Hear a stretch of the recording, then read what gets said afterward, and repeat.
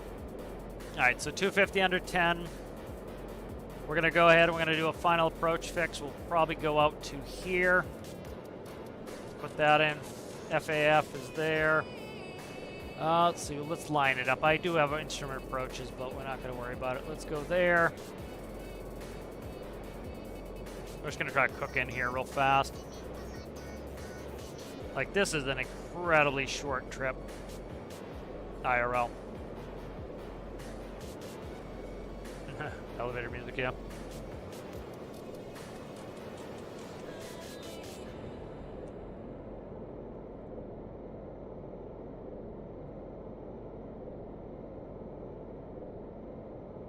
Yeah, I've got the dynamic proportional is a little bit of a pain in the ass. It's not too bad, actually. The main thing with the proportional for going from vertical to horizontal is it's level off, and it's really not that bad because I'm going from a 0.1 to like a tenth of that for vertical flight.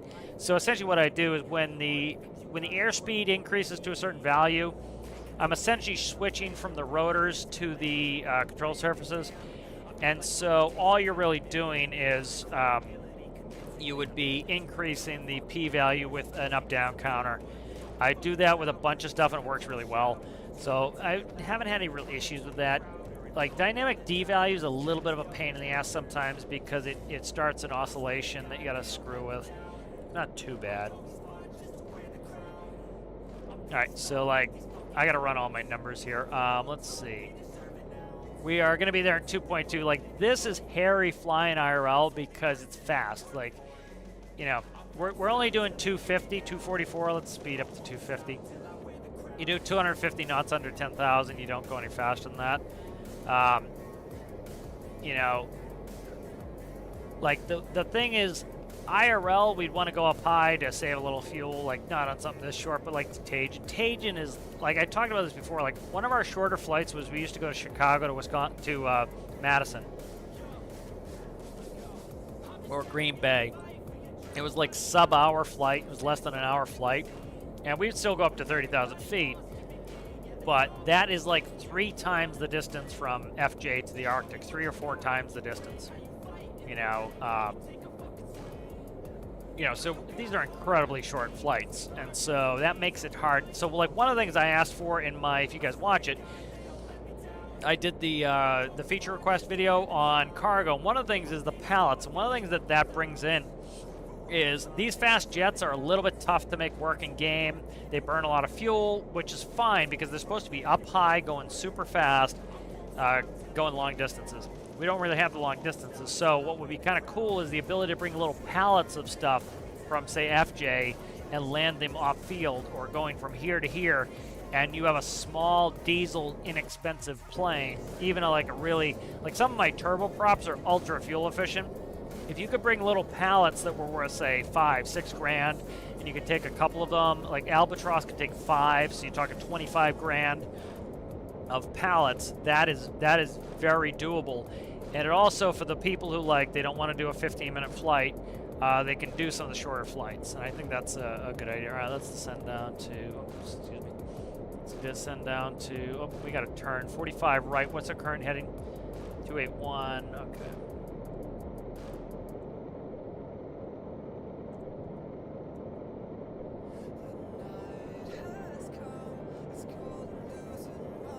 All right, we're making our turn onto the final approach course. I'm just going to knock the autopilot. I'm going to hand fly it in. I can see it. It's freaking right there.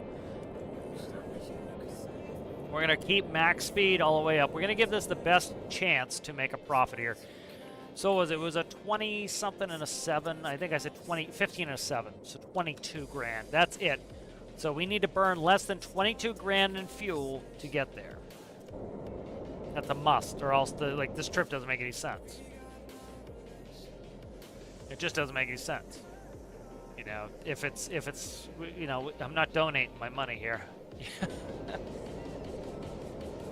All right, we're gonna come in hot all the way in. All right, gears coming down at 250. First notch of flaps. Oh, I don't have flaps set up. My first notch of flaps would be at, you know, say 250, 220 after that, 200 below that, and then we're on final approach. The benefit up there, I overshot the final approach course. Let's get in there. I forget the runway heading. Overshot the FAF a little bit. Final approach course. Gears coming down. Start slowing down here.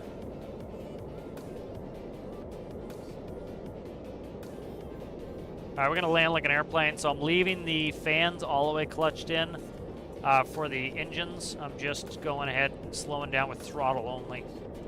Those are staying full in. Alright, landing gears down 3 green. Start slowing down again. We slow down to our final approach speed. Let's say 220-ish. I don't know if I have brakes even hooked. I think I do have brakes hooked up. I may or may not have brakes hooked up. I can slam the parking brake on. Again, we're just doing a fuel check here. Linear down 3 green over the fence. This one, oh shit. A little bit slow. We've got rotors, so we can actually slow down even more. Like this one I don't have to worry about because the rotors start spooling up. Alright, there we go. Good landing. We're gonna go ahead. I don't have the brakes hooked up, so here we go. I don't have variables hooked up. Parking brakes hooked up. All right, engines are coming off. All right, so that's best case scenario. That was pretty clean coming in. Check it. That's looking all right. It's not looking great. 22,356. 22,356. 22,356. 22,356.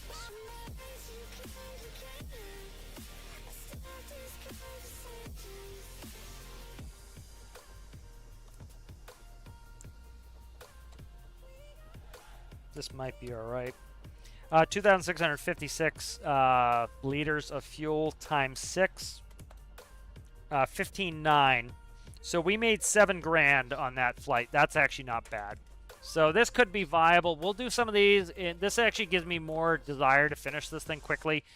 Is we can do some normal airplane stuff to here.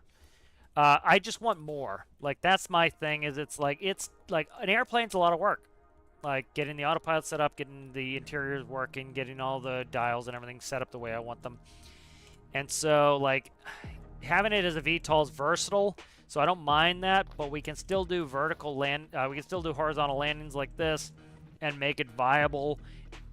I think it sounds like Delta is definitely interested in doing that. It sounds like it's not a huge deal. Like, you know, I don't know how they do in this game, but like a lot of games, they will literally like you just put the spawn locations in for the containers, and you put on the drop-off area. So the drop-off area, say it's this big, you put that trigger in there, and then you put the spawn locations for the containers, and then they will spawn the containers, and then you'll have the drop-off location, and all they really have to do is add that up here.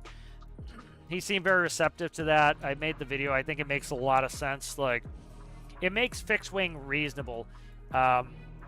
Like, I would love to see a container port here too. And one at O'Neill. I would love to see them everywhere. I understand why they don't want to do that. Is that's got to be a lot of resources with all these containers just sitting there.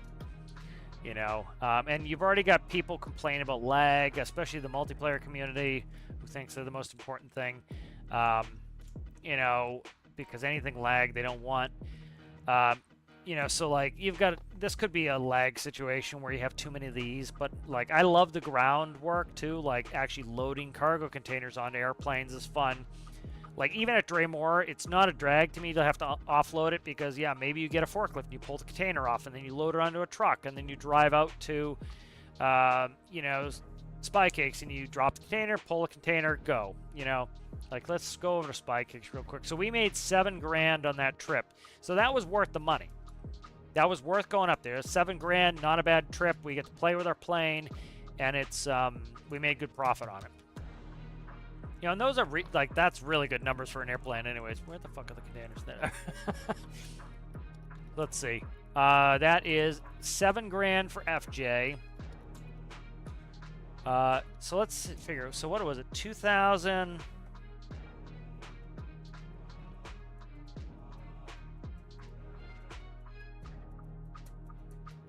What the hell? I'm trying to figure out what are my numbers again. So about 98.7. times, oh shit, 98,770 times 2. That's about 19,740. So we had 22,8 minus 19,7. So we used about, let's say worst case scenario, we use about 3,000 liters of fuel times 6. That's, let's say, $19,000 it costs us to fly there. So we need that back, essentially, minimum. So that's $7 grand. That's not going to cut it. That is not going there. That's not going there. That is a 9. So that's 16,000. So there's no point. That sucks. So that's why kind of like it breaks my head to do this stuff, is that doesn't make any sense. If you put in, like, it doesn't, like, because the profit's so low, it doesn't make sense for me to drive over to Komodo, grab a container, and come back. It doesn't. Now, if BVG, let's see, what are the BVGs here? Yeah, let's see, there was a BVG here. Like, if there were 2 BVGs, it would make sense, but 1 is not going to be enough. We burn too much fuel going up to BVG, so, like, for 23 grand, I need like, I need at least 44,000 to go up to the Arctic.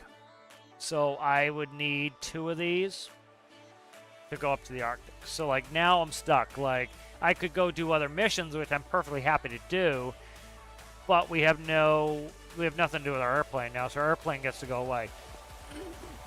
And I can't really reposition it without costing myself an absolute shitload of money. Because we made 7 grand of profit, but it's like we can't go very far on 7 grand, and then the trip has been wasted, essentially. So, like, that's where, you know, having a more versatile place, like, where we can go up there and make good money. I'm trying to think. Like, there were no swords north. Like, if there was a sword north, we could theoretically go into O'Neill, but again, we need 2 bangers sword north. We really do. We need 2 Soaring Norths that are worth. And that's why, like, I asked for that. The other thing in my feature request was asking for them to do pallets. Because if, like, say this is a dud, right? Say we only have 1 container here going back to FJ, right? But let's say we had 3 pallets. And let's say the pallets are 15 grand a piece, 15 grand total, 5 grand a piece. Now we take this container and 3 pallets and we screw, and we've made money again. And that's what the whole thing with logistics is there's a reason why airports close their bases in all these, like, tiny little podunk towns. Is, yeah, they might bring in a ton of people, but they don't bring anybody back. Nobody wants to go to, you know, nobody's coming back. So, like, you might have a full plane going from Podunk to New York City, but, like, 5 people from New York want to go back. And so you can't fly the plane with 5 people in it. You can fly the plane full. So, yeah, you made money in the way to New York, but you didn't make any money coming back. And that's why they do all their, they do hub and spoke systems, and they stop and they do, you know, non-direct flights, is because it doesn't make any financial sense. And so I think the devs could put some things in here reasonable. That's, like, why I made that video, was by doing things like pallets and passenger transpo. For example, like, yeah, that 1 container going to FJ is not going to make me enough money. But let's say there was a mission to take cargo from Dremore to O'Neill that would fill me up and make me good money. Say, you know, make me good money. I could grab the container for FJ. I could leave, go to O'Neill, drop the pallets, and then I could take that container down to FJ, and I could make profit in all the way around. And that's what I'm looking for.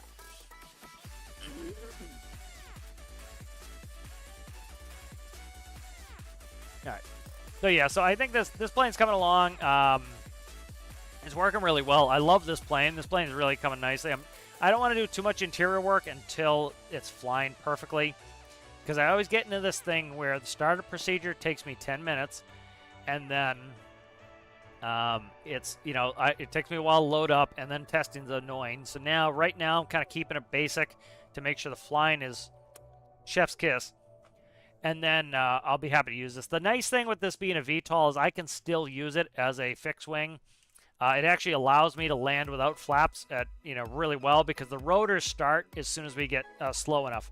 As soon as we go down below 100 knots, the rotors spin up and we can land at 0. Like you saw how slow we could get coming in here. So this makes some sense. It's kind of a cool plane anyway. But it's just like the VTOL stuff is, I don't know. It's like the benefit is I could pull a couple containers out of here and I could land anywhere. I could land here. But it breaks my brain. I'm not interested in it. So I would like them to add that. I think that's definitely doable. And Delta seem receptive to it. All right, guys, I think we'll call it there. Might get on the Ark tonight. We'll see. I've been enjoying Ark a lot. So thank you guys for hanging out. Let's make sure I caught up on everybody. I think I did. Yep, so thank you guys very much. If you liked the video, make sure you like the video. Put out that sinking ship rant video again today if you're interested in that. If you guys are not subscribed, please consider subscribing. If you guys have Prime and are not using your subscription on Twitch, it's a good way to not have to watch ads when you watch me. If you'd like to use it on me, great. If not, I understand that as well. So thank you guys very much, and I will see you guys in the next one.